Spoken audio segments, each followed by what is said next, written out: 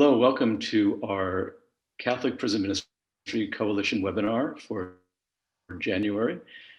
Today, the topic is addressing racism as part of our gospel call for healing in prison ministry. And our panelist today is Dr. Chris Pramuk. He is a professor of theology at Regis University. He's also on the mission team there. And hopefully you had a chance to review the materials that we had on the link. If you didn't, it's not the end of the world, but it was a good introduction to the topic that Dr. Pramuk is going to share with us today. So please be sure to use your chat feature if you have any questions or comments that you want to share or ask. You can also use the Q&A feature as well. This webinar is being recorded and it will be available on our CPMC website in a few days. So welcome, Dr. Pramuk. Good to have you with us.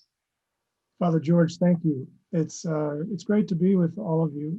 And as I said in my my introductory video, that I think will be posted online as well. Mm-hmm.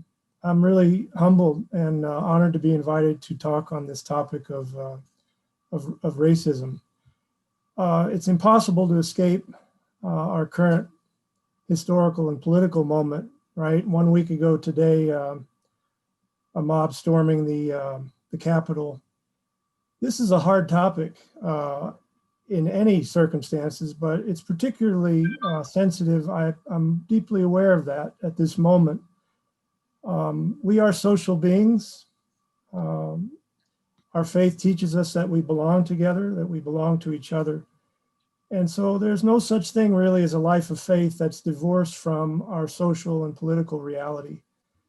So I want to approach this topic with sensitivity to where folks might be coming from all sorts of places, and with different histories and experiences in this conversation about race, racial diversity, inequity in our society, racial injustice. I do hope you had a chance to read the couple of chapters that I shared with you in advance. If you didn't, that's fine. I'll do a little bit of a review, but those materials will be posted to the website for you. A little bit, I think one of the challenges of this topic is the integration of head and heart. There's a tendency to address race and race discourse intellectually, abstractly. A lot of race discourse sort of habitually pulls from certain terms and language that can elicit a response in us. And that's not necessarily a bad thing if we feel uncomfortable. Sometimes the places where we feel uncomfortable, challenged, are those places maybe the Spirit of God is inviting us to grow into new understandings, to keep our heart open and to keep our minds open. So there's what I want to offer is kind of perhaps an attempt. I don't know if I'll succeed, but to try to offer some ideas for your intellect to absorb, to think about, reflect on, but also I hope in a way to touch your heart. Certainly prison ministry is a ministry of the heart, a ministry of presence. But I think it's also very important to have a kind of a conceptual and intellectual framework for from the point of view of your faith, from the Catholic faith, as to why this ministry is important, and a larger historical and cultural context for the phenomenon of mass incarceration, where we are presently in our current cultural moment. So that's kind of what I want to try to talk about today. Let me share my screen.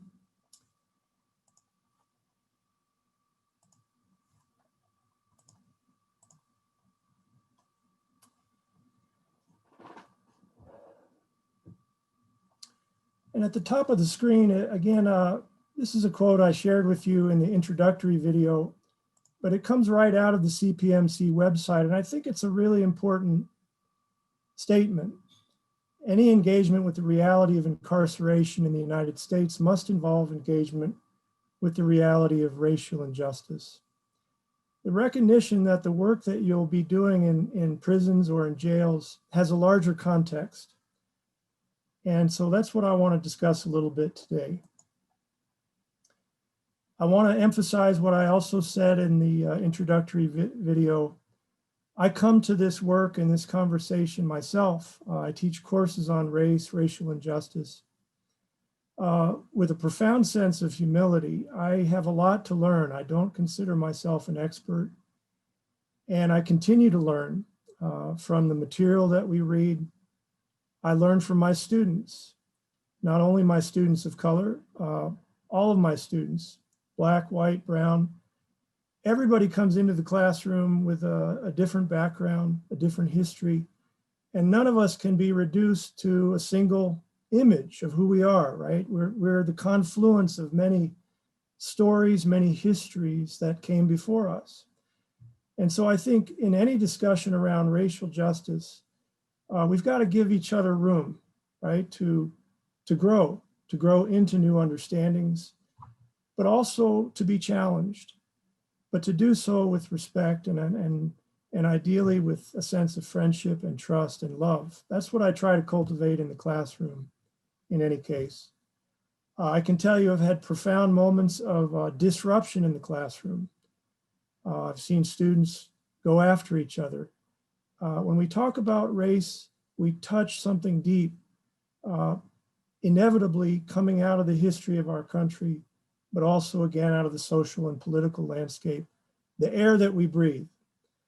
And so I think, as Father George says, to maintain a sense of holy humility means a sense of contemplative openness and a willingness to listen to perspectives that are different from our own. To quote one of my favorite thinkers and spiritual masters, if you will, Thomas Merton, you know, at the end of the day, to be part of a faith community is about presence, being present to each other. Community, he says, is presence, not an institution. And that involves trust, openness, willingness to listen, and trust. In that spirit of contemplative listening, I you know, as I was watching events unfold this week, and even today, this poem by Langston Hughes came to mind. I too sing America. I am the darker brother. They send me to eat in the kitchen when company comes, but I laugh and eat well and grow strong. Tomorrow, I'll be at the table when company comes. Nobody'll dare say to me, eat in the kitchen then. Besides, they'll see how beautiful I am and be ashamed. I too am America. When I teach the classics of Black literature, I have a freshman seminar called Black Literature and Faith. On the first day, we read from the autobiography, The Narrative of the Life of a Slave by Frederick Douglass. And I can tell you within the first day of class, students are full of wonder and awe at the voice from the past of Frederick Douglass. There's a music in Douglass's writing. There's a music in the poetry of Maya Angelou.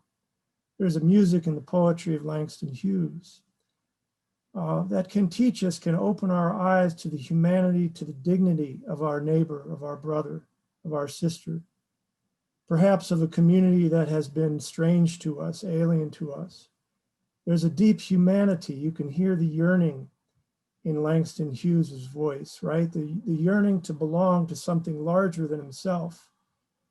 And indeed, a celebration of America, of what makes America beautiful. I too sing America.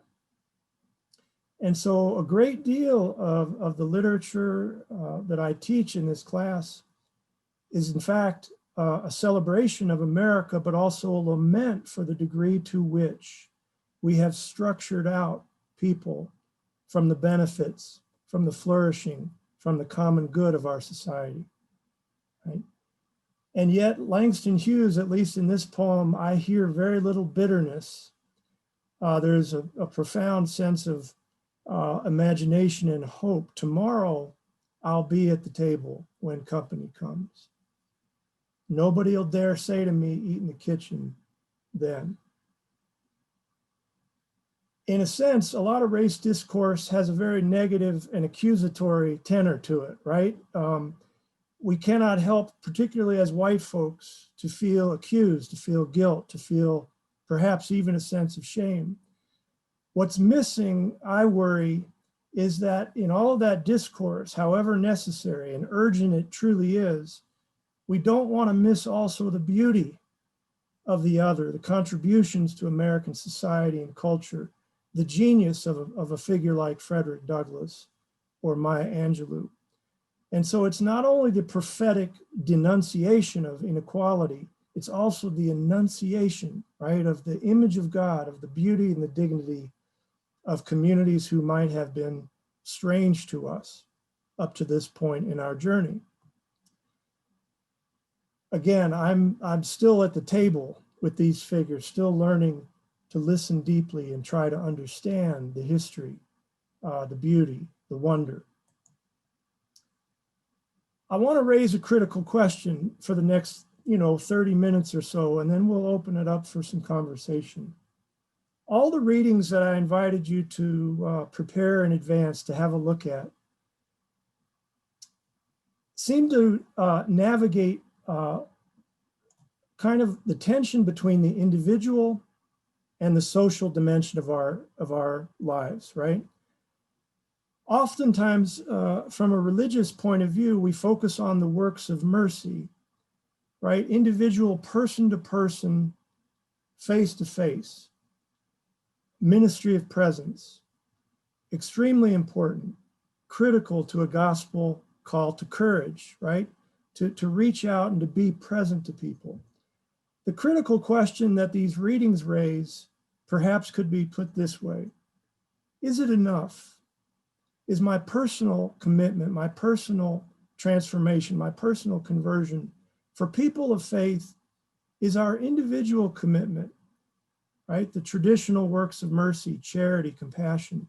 Is it enough to adequately address the enduring structural dimensions of racial injustice in our society and in our church?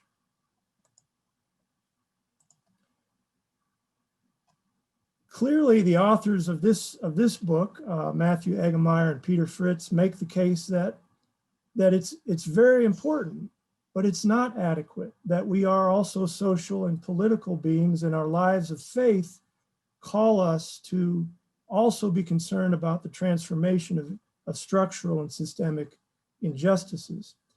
What I love about this book is their continued insistence that it's not just possible to bring the works of mercy into the public realm. Not only can it be lived, it is being lived. And they provide some wonderful examples of Catholics and Catholic organizations who are living out solidarity in both the personal level, but also at the structural level. In my own work, I invited you to read a chapter from my own book. I make the case, similar to Egemeyer and Fritz, that both levels are really important, right? It's not either or, but both and. Physical presence may be the greatest gift we can give to each other in a divided society. And that the first step may be mustering enough courage for the smallest gestures of hospitality and shared presence. When we dare to cross the color line, the economic divide, the racial divide, those smallest gestures place us in the path of grace. And if you think of nothing, remember nothing else from this presentation, I want to celebrate and affirm prison ministry as a direct incarnation, if you will, of the love of Christ, person to person, face to face, right? And as painful, as hard, as difficult as it might be to walk through those iron gates, that risk, that vulnerability places you already and those you will serve in the path of grace. Some of the other authors that are referred to in these two chapters: Michelle Alexander, The New Jim Crow, without question, no more important work on mass incarceration in the last 10 years. Jonathan Kozol, whose work has had a profound impact on my own, as it were, my own awakening to racial injustice as it's structured into our school systems.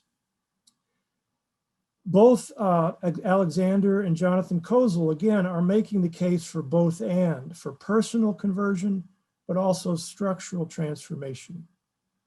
And Pope Francis, what I would call a ministry of presence, of accompaniment, of encounter. All the time, Pope Francis is talking about creating a culture of encounter, right? Crossing boundaries that divide us face to face so that we can come to know one another by our true name, he says, by our true name, the name that God knows us by, right? Not by the categorical labels that we attach to each other, Republican, Democrat, black, white, liberal, conservative. Francis says we have allowed ourselves to become victims of the culture of the adjective. And the problem with that is it hinders us from seeing the person face to face.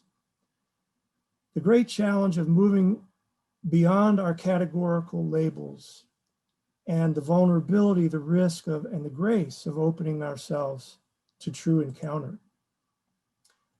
Now, having said all that, so I've made a case already for a both and, both personal and structural. I want to say a word about the case for empathy.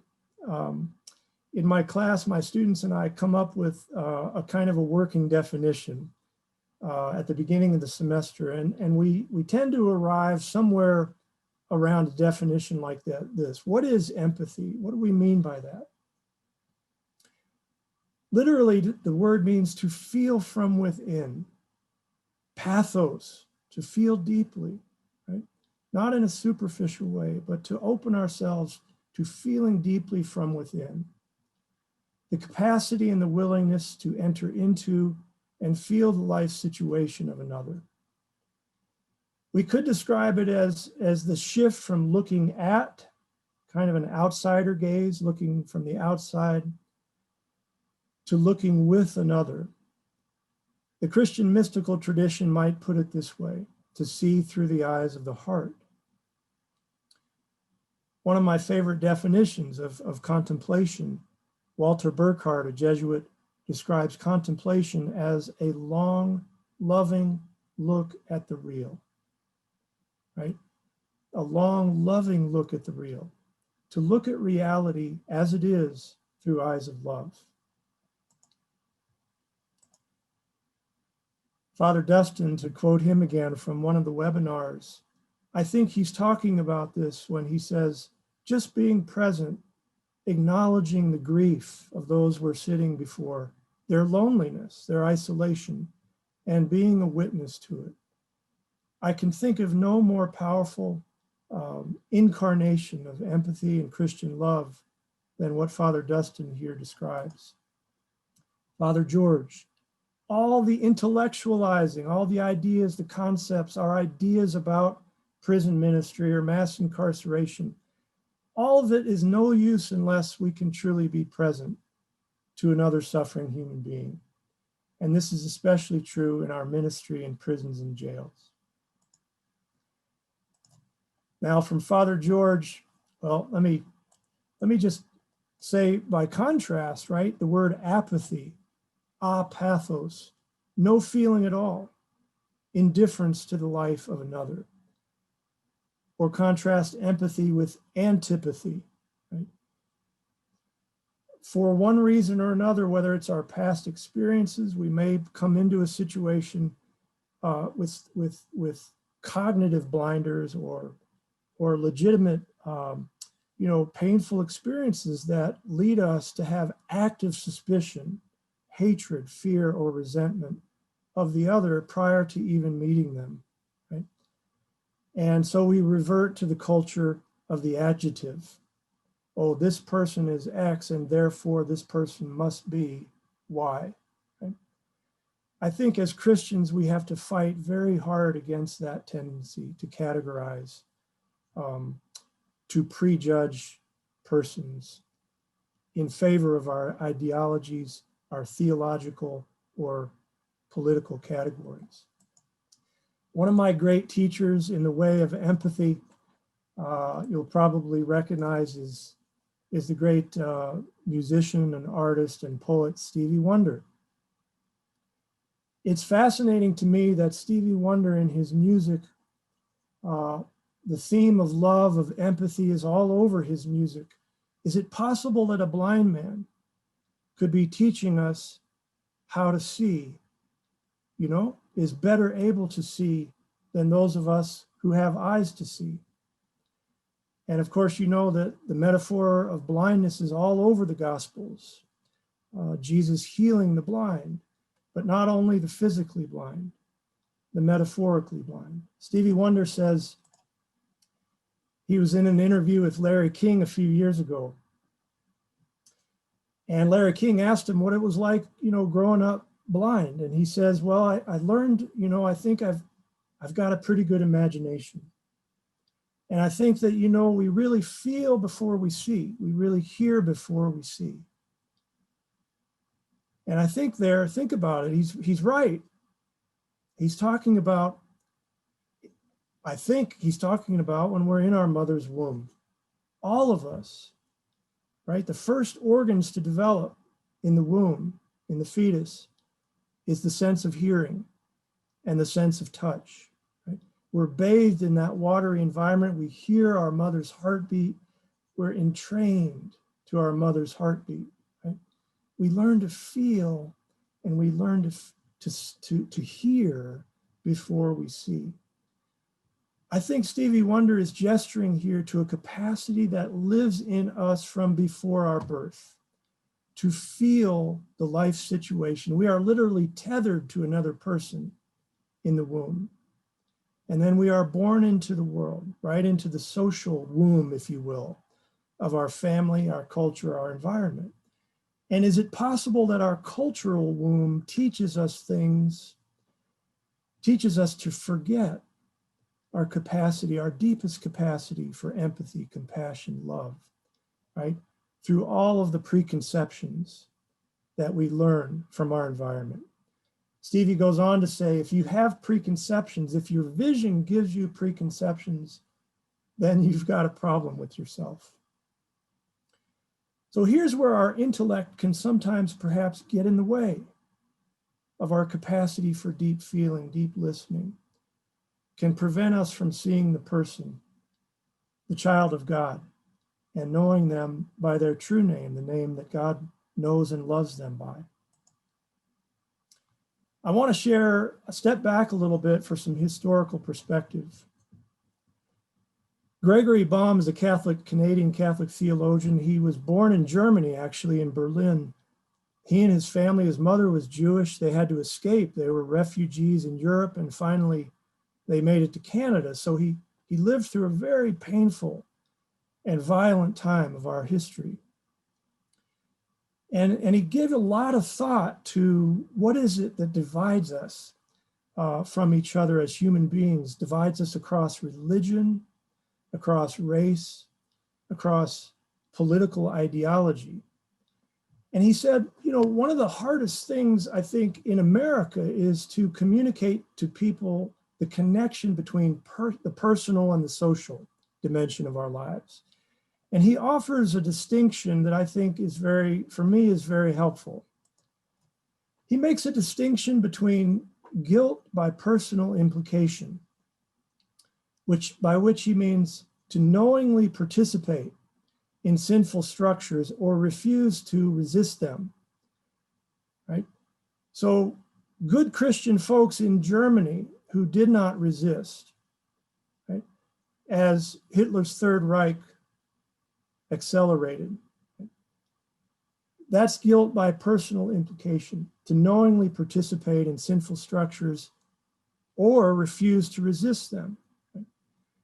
But he also describes what could be another dimension of complicity, and that's not by direct personal implication, but what he calls guilt by common heritage. To willingly share in the burden of guilt and responsibility, even if we are not directly and personally implicated, because I share a common heritage with those who are or who were personally responsible. Guilt by common heritage. I want to suggest there's an analogous relation to race relations here in the United States. You often hear white folks say, look, my family never owned slaves. I never bombed any churches in the civil rights movement in the South. Don't blame me, I'm not guilty. We're past that. Baum would say, those reverberations of our history reverberate into the present. Right? He gives this example, that generation upon generation of young people in post-World War II Germany were willing to accept responsibility for the history of their parents and their grandparents and their great-grandparents. They recognized that those reverberations of Auschwitz were still very much a present danger in their German culture and society, the danger of white supremacy, the danger of anti-Semitism. And so they recognized the danger and of that there were still people very vulnerable in their society. And their conviction that without grieving over the past, people cannot come to a truthful understanding of the present, nor adopt a responsible orientation toward the future. And so young people, even though not directly implicated, recognizing that, right, by common heritage, they're part of a society, and they have to be very vigilant about movements that would reincarnate, right, the evil that we saw in the 1930s and 1940s. In summary, Baum says, to assume a share of culpability is not always about guilt in the proper sense, though it may be that. It is more aptly described as grieving or sorrowing, the readiness to mourn over the past and certainly over the present. And finally, a keener sense of political responsibility for others, especially those who are most vulnerable in our society, most that continue to be disproportionately structured out of the common good, the common flourishing of our society.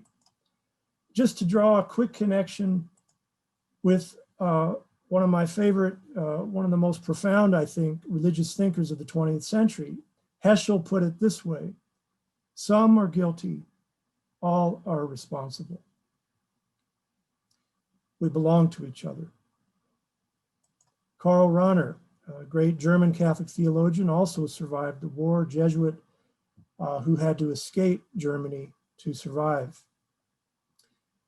Rahner says, there are no islands where we do not already bear the stamp of the guilt of others, directly or indirectly, from close or from afar. I don't know if you felt this watching the scene unfold a week ago. Not only a sense of anger did I feel, a sense of violation, but also a sense of shame, of embarrassment. My goodness, how did we let this get to this point, I wasn't there. I wasn't storming the castle, the Capitol. I wasn't directly personally implicated, and yet I'm part of a society in which these movements, right, we've allowed them collectively to fulminate in our midst, on our watch.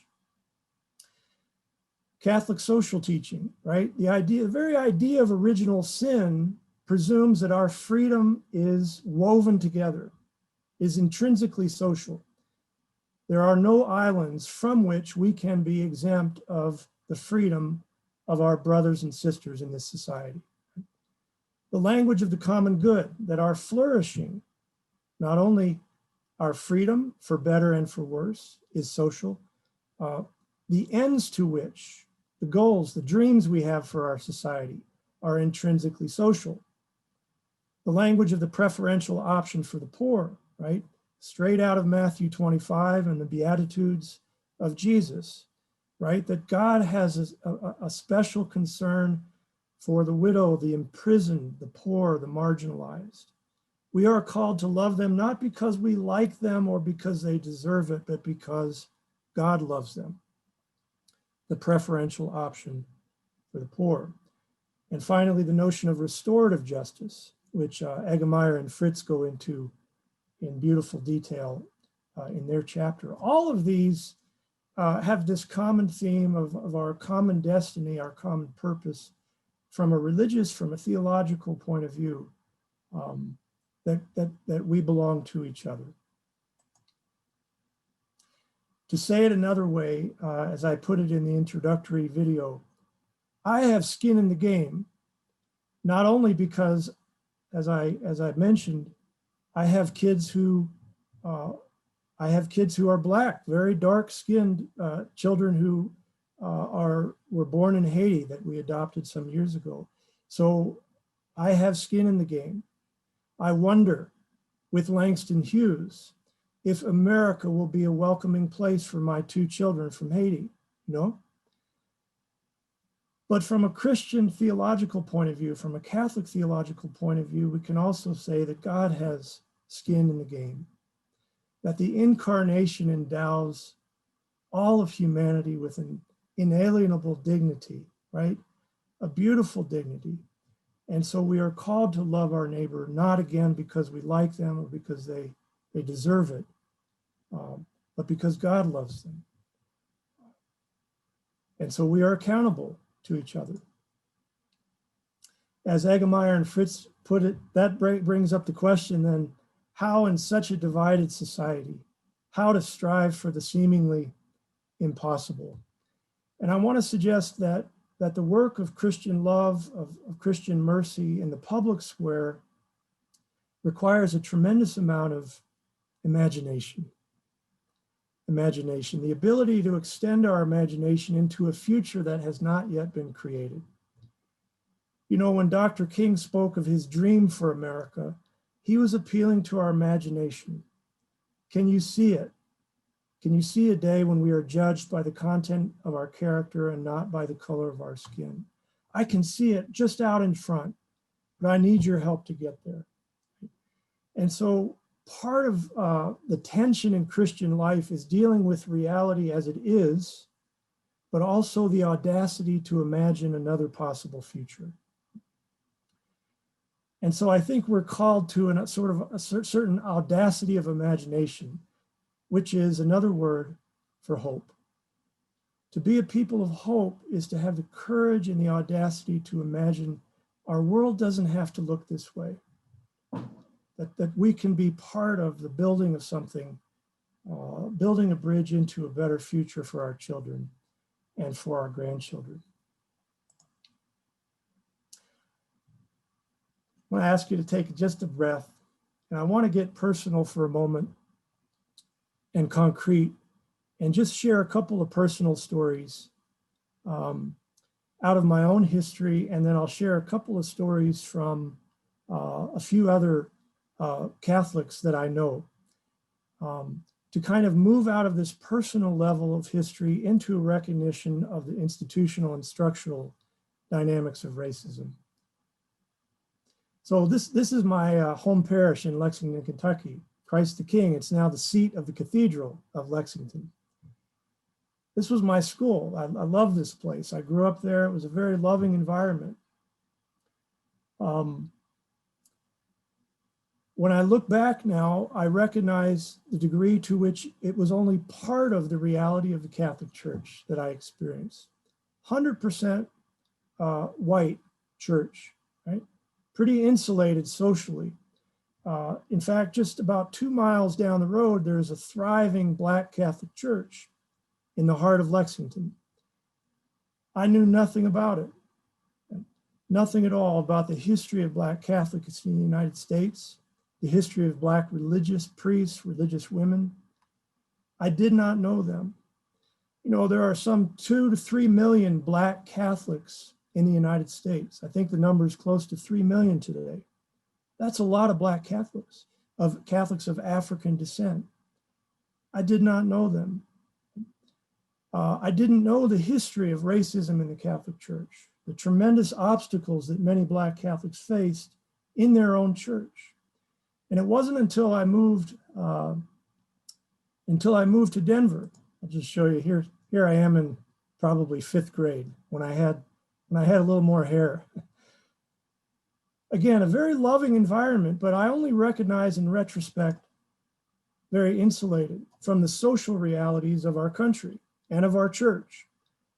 When I moved to Denver, and I began to attend a traditionally Black Catholic church. It happens to also be a Jesuit church, St. Ignatius of Loyola on the east side of town. And I was, frankly, I was overwhelmed. I was blown away by the witness to faith that I saw there, by the expression of the Catholic faith through music, through dance, through dress, through culture. And it taught me a whole different style, way of being Catholic that I had never been exposed to. It's a wonderful, wonderful experience. My kids grew up, my oldest child grew up in that church. And I can tell you, he had 5, 6 grandmothers in that church who looked out for him while I was up on the sanctuary playing the piano.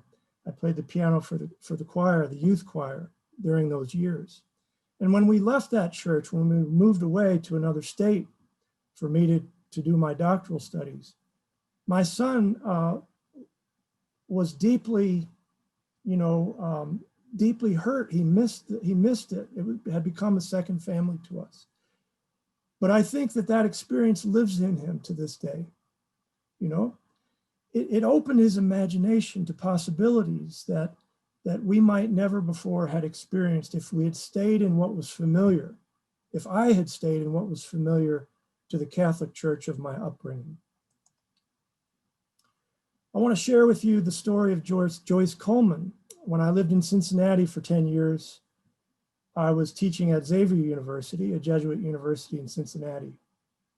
And I got to know Miss Joyce Coleman at a church called St. Agnes, a Black Catholic church. And she tells this story about her own background as a Black Catholic. And I share it with you because I think it illustrates what I learned about the institutional dimensions of racism in my own church, the church that I grew up in, the church that I love.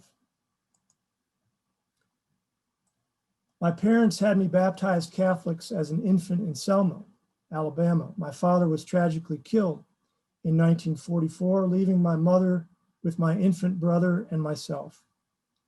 From the time that I was a small child, I was taught that I am loved with an everlasting love. As a matter of fact, I was brainwashed with love in Catholic schools. The Sisters of St. Joseph taught me that nobody is better than I am, that God sees all of us and loves all of us. There's no need to ever be ashamed of who you are because God does not make mistakes. Jim Crow had no conscious effect on me in Selma, although he lived all over the place. He would spread his wings and he was mean. There were colored water fountains, bathrooms, entrances, and schools. Consequently, my mother taught me to take care of everything I needed before leaving home. I was conditioned to avoid humiliating circumstances. And to this day, I seldom use public facilities. I built defenses to protect myself. In the South, I knew my place, so to speak. The facilities and whatnot were separate, but it wasn't until I got to Indiana. She was sent there by her mother to attend Catholic school because there was no Catholic high school where she lived in Selma. It wasn't until I got to Indiana that I realized that I lived in a separate society. I was in for the shock of my life. There were only 4 or 5 Black children in my freshman class, and Father Muldain, the parish priest, treated us like we were dumb, ignorant. I was crushed. Coming up, my family didn't have the finances for extra activities, so I read. Reading was my escape. I loved Shakespeare and Edgar Allan Poe so much that I could quote the verses and soliloquies. I can still hear Father Muldain telling me, Negroes don't understand Shakespeare. I couldn't believe him. Well, I did understand Shakespeare, Poe, Dickinson, and anybody else. I thought, do I have to put up with this? Father Muldain was Jim Crow to me. He told me that I was ignorant and called me the N-word. I didn't mean anything to him that I had graduated first in my class in Selma. Consequently, I put in 150% effort to excel in school. I got on his last nerve. He wouldn't call on me, and when I earned good grades, he accused me of cheating. He gave me a D in English. I stayed after class to speak with him. When I told him, God don't like ugly, and he's going to get you, he gave me a detention. See, the education that I received in elementary school was more than book learning. I knew that I was a child of God, and it was difficult for Father Muldain or anybody else to break my spirit. Yes, there have been times in my life when I wanted to give up, just quit. But through it all, I've learned to trust in Jesus.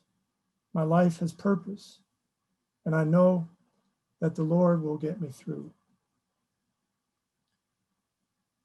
We could spend an hour on this passage alone, but I can tell you when I share it with my students Black, students white, Hispanic students, Asian students, they're all deeply, deeply moved.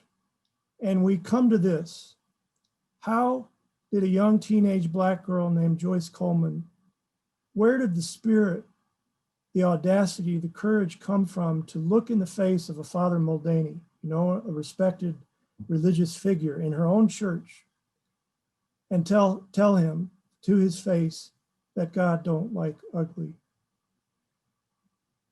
In this passage, you have the two dimensions we've been talking about, right? The face-to-face, the personal.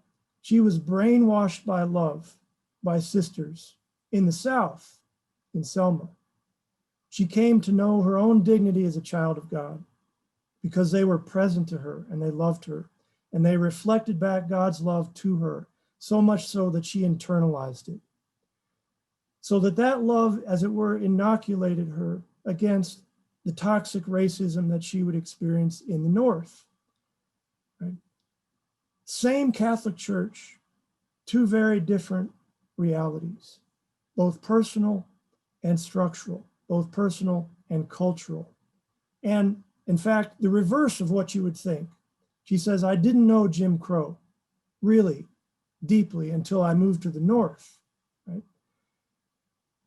So this isn't a question of South versus North, right? Republican, Democrat, liberal, conservative. It's about our formation in the belief that we are children of God. And if I experience the love of God, then that love must extend to all, And if I can't see it, then it may be a problem with me and not with them. Right? So the capacity, the courage to look at our own hearts deeply, our own formation, religious, cultural, political, racial, and to ask hard questions about how we've been taught and what we have learned. Right? And has the Christian message penetrated our hearts enough to look hard at our own hearts, but also to be open to the experience and the stories of others?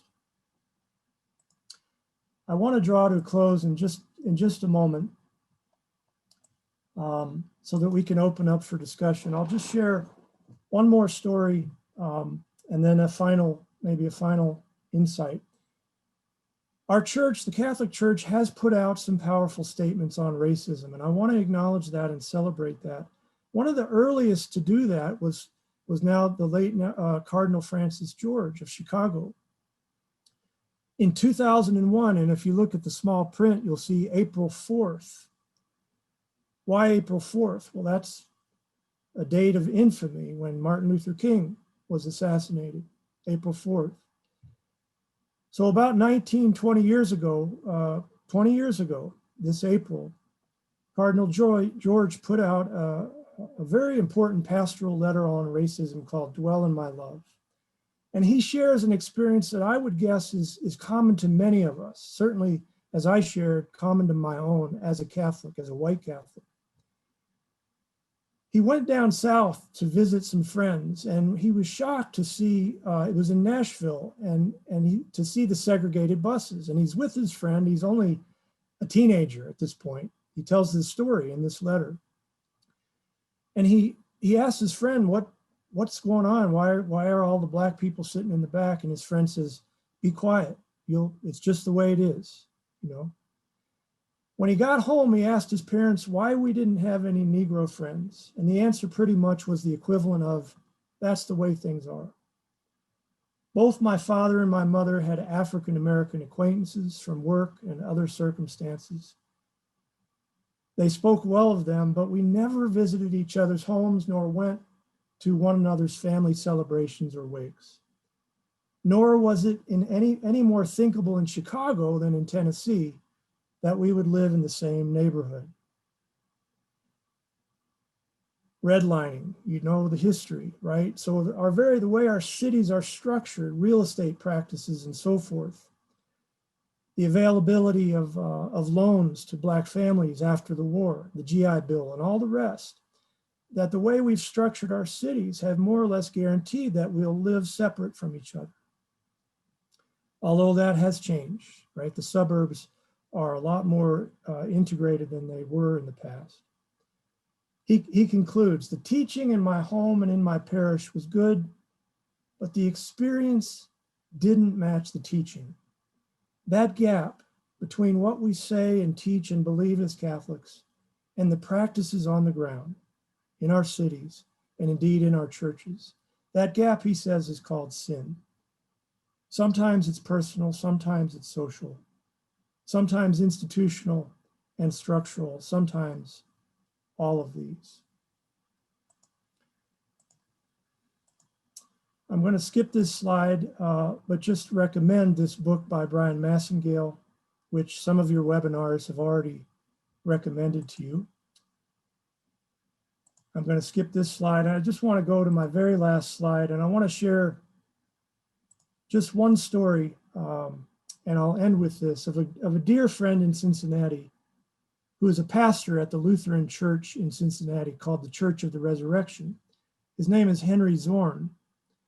And when he heard about what happened in Charleston, the assassination, the death of 9 of those church members by a young man who later told police that he wanted to start a race war. When Pastor Zorn learned that that young man was raised in his own Lutheran tradition, it cut him to the quick.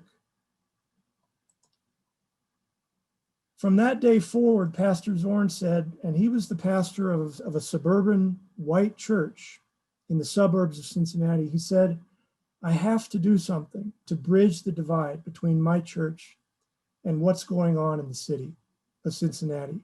Cincinnati, one of the most highly segregated and inequitable cities that I've ever lived in.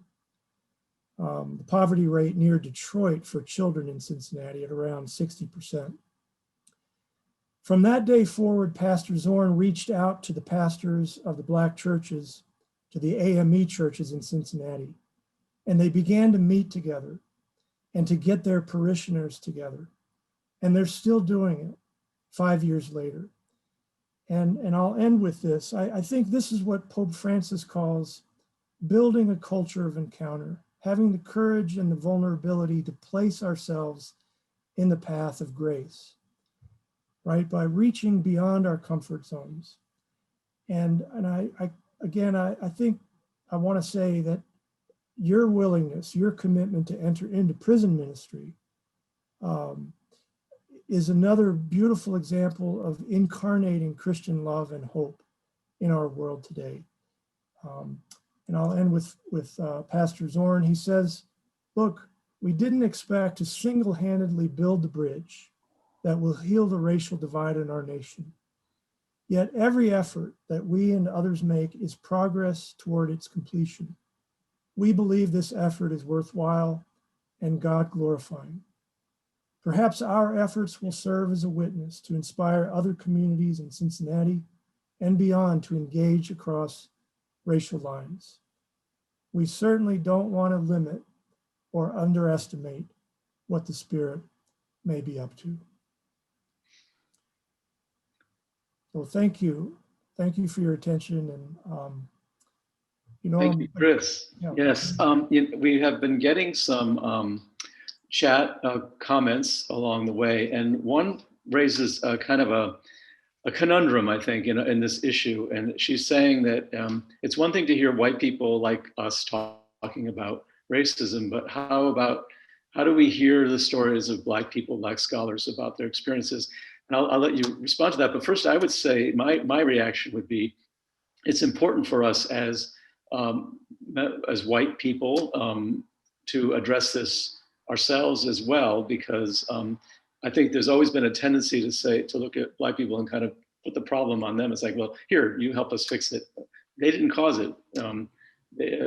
Black people did not invent white racism. So I think it does behoove us to talk about it among ourselves in order to address our responsibility. However, there is the issue, we do need to hear Black voices and Black experiences. So how do we resolve that tension, Chris?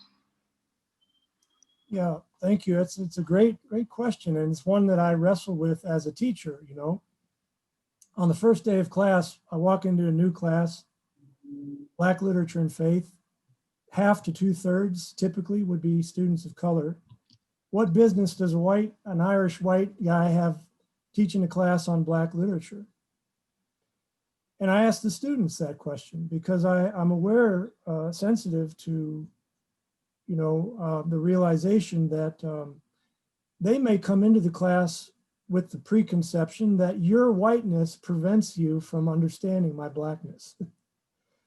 And so what happens in the course of the class over time is when students, for one, see the passion that I have for the literature.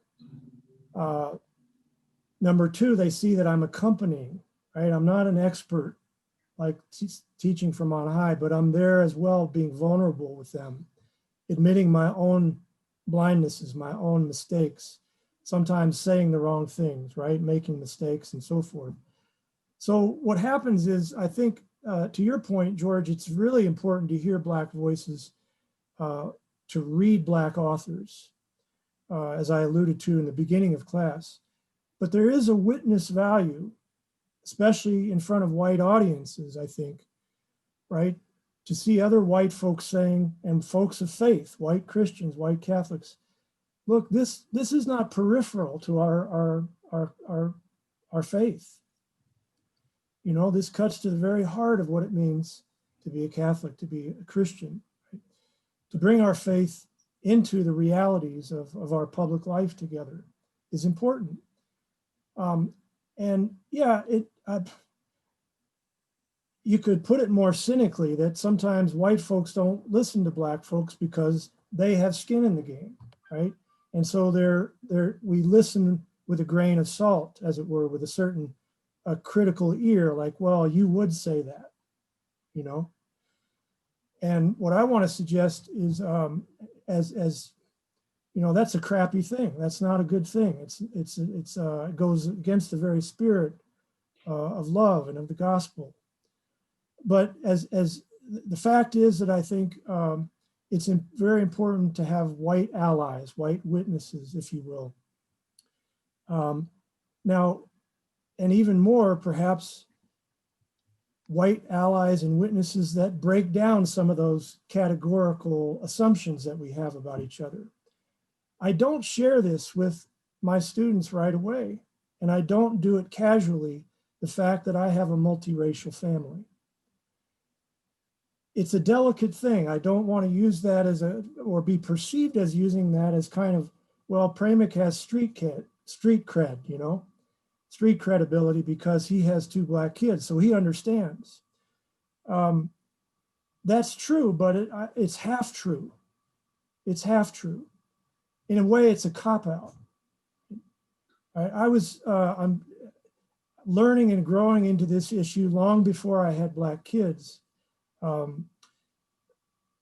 By virtue of being a Christian and a Catholic and an American citizen, right? It matters to me. It matters to me. So reading Black literature, Black theology. Brian Massengale, who is a very important teacher in our church presently. You can find interviews with him all over the place, recent interviews in America Magazine, for example. So again, George, to answer the question, both and. I think we need witnesses from all sides of the conversation. I think another thing coming, a few comments that are coming through, there's a lot of comments, we won't be able to get all of them, but one person does raise a point that I observed when I was working in prison ministry, and that is, especially dealing with people from either African-American or Latino cultures, how do we treat them as, how often do we treat them in our ministry as sort of an afterthought? Or, you know, we'll have English is sort of the primary mass, and then we have a side thing. And we don't give the same attention that we do to the dominant culture that we do to the other cultures. I think that's a real tension for us, especially in a place like a prison where you'll find that perhaps the majority of prisoners are people of color. So I think it behooves us as prison ministers and jail ministers to be conscious of this and to actually work toward not marginalizing the ministry ourselves within our own ministry in the church.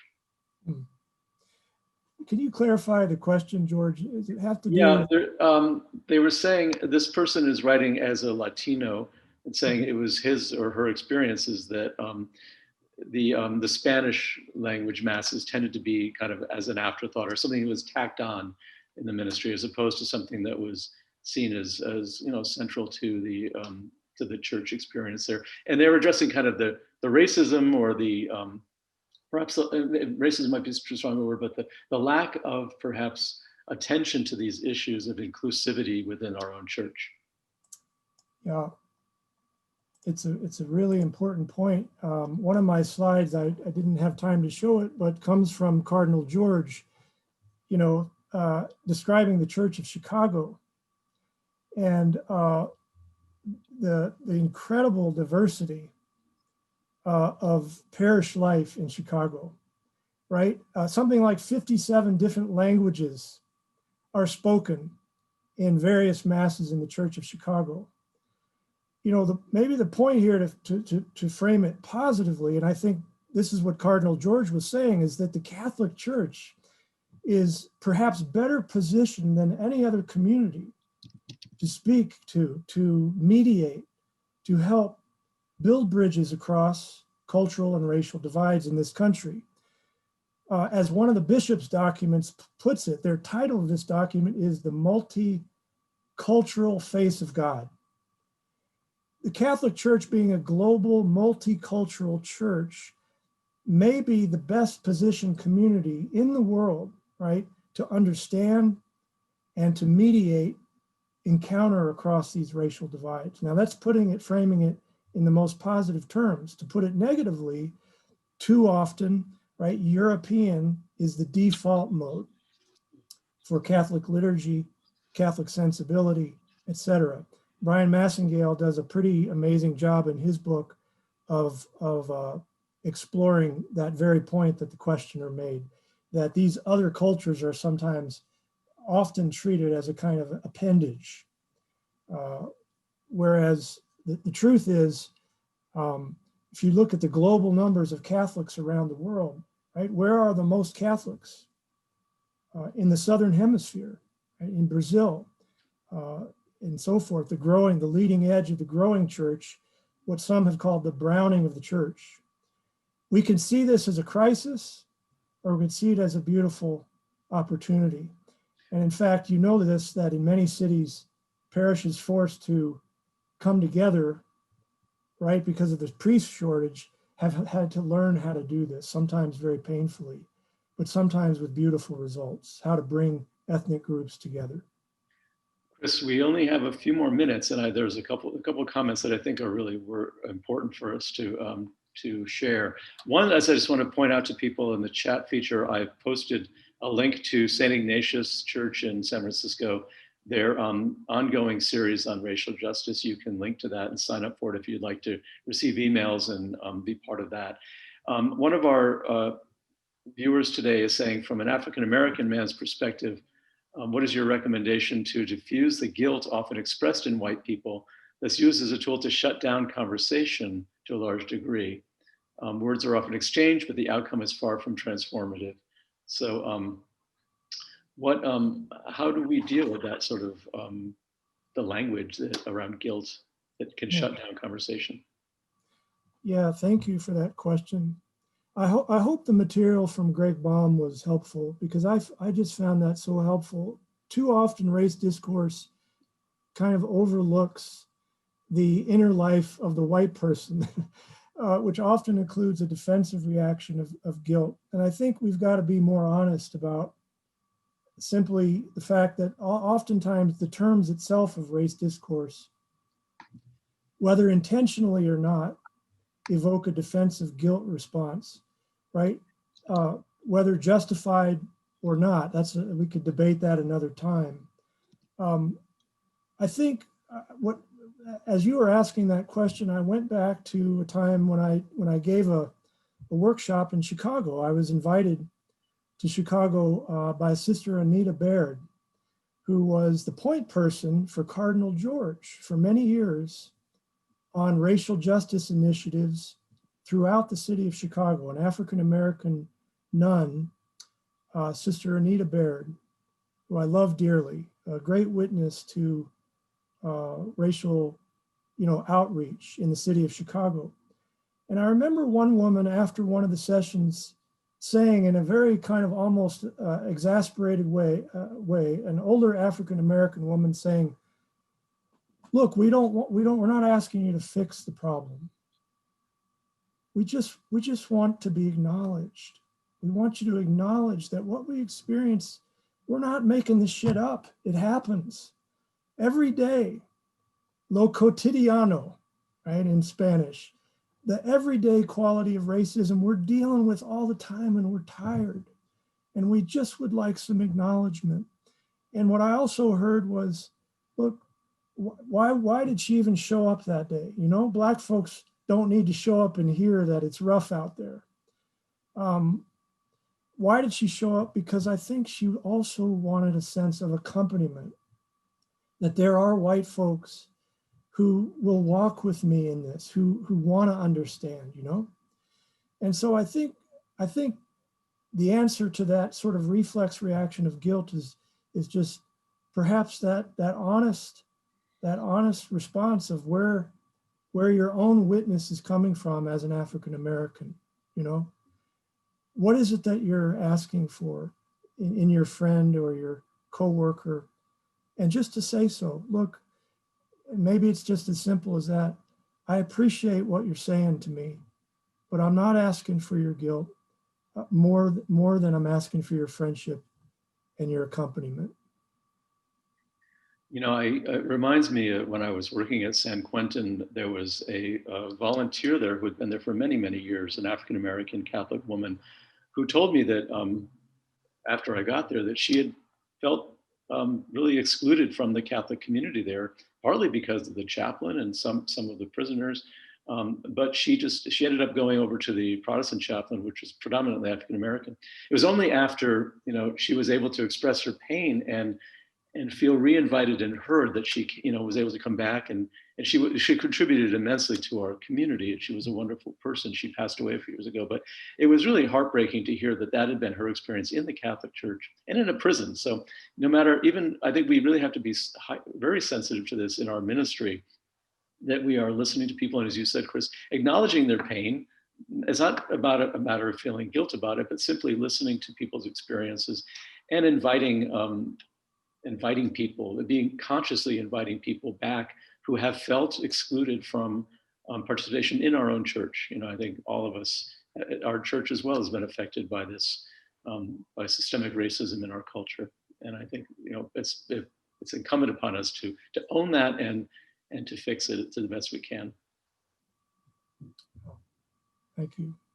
Yeah. We've been going back and forth in the chat on this link to the St. Ignatius Racial Justice Series. I think we finally have the right link there. So please feel free to engage in that, because I think it raises the question, where do we go from here? How do we continue to grow and to heal as a church, as human beings in this culture from the effects of systemic racism. Any thoughts on where people can go from this point? Well, if we were in a classroom, George, I would love to just open up, for but I recognize the limits of this format. I think I would first just affirm your commitment. We grow as human beings in a certain way, very slowly, in an organic way. We open ourselves up to new experiences. We take risks. We leave our comfort zone. We become the stranger, if I could put it that way. When you walk through those gates of a prison, and I haven't done it myself, so I speak with great humility and respect for the work that you're committed to. But you're walking into a place that may, and I'm sure would be frightening to you, strange, unfamiliar. You're becoming the stranger, and in that sense, you're asking the people on the inside to welcome you as a stranger into their house. And that's a really vulnerable feeling, So, but isn't that how we grow as human beings? I can think of some of the most profound growth experiences I've had in my life. I had to conquer a lot of fear or, apprehension, and just trust that the Holy Spirit was going to be with me and it's going to be okay. Almost every time before I walk into a classroom in which I know that the discussion is going to be around race and racial justice, I pause before I enter the classroom and I say a little prayer and I ask God to be with me and just to help me be present to my students. So I would answer that very simply. On the more public and political realm, I do think we have a responsibility as Catholics and as Christians, to recommit ourselves to the truth, to telling the truth, and to listening deeply to those who are most vulnerable in our world. So that would be what I would say on both the personal and the more social level. Okay, thank you. Thank you so much for your sharing today, Chris. It's been a very rich, very challenging topic. And I can assure all of you, this is a topic that the Catholic Prison Ministry Coalition is going to come back to as much as we can, because it's something that we really have to continue wrestling with and being open and vulnerable to the reality of how are we agents of healing, and both in the prison system and in our culture as well. In the time we have left, I just want to mention to people that we got capped at 100 people, so there were many more who wanted to join us who were unable to get in. So we'll take care of that glitch in the future. But in the meantime, we will be posting this webinar on our website within a couple days. So those who were unable to participate during live part can certainly join us later. We will be having more webinars on the topic, so we're not finished with the subject by any means. Just so you know, in the future, our next webinar is going to be February 10th, Wednesday, February 10th, 1 o'clock Eastern time. And the topic is going to be trauma-informed care by Father Reagan Schreiber. I also want to mention that we're on the 21st of January. We're going to be having one of our town hall meetings with Joe Cotton, and that will be on the topic of one parish, one prisoner. And I don't have the time exactly, but that will be up on our website as well. So please be sure to join us for both our town hall meeting on January 21st and our next webinar on January 10th. Okay, so again, thank you all, and thank you, Chris, so much for your gracious experience in all of this. Thank you all. Thank you. Okay, take care.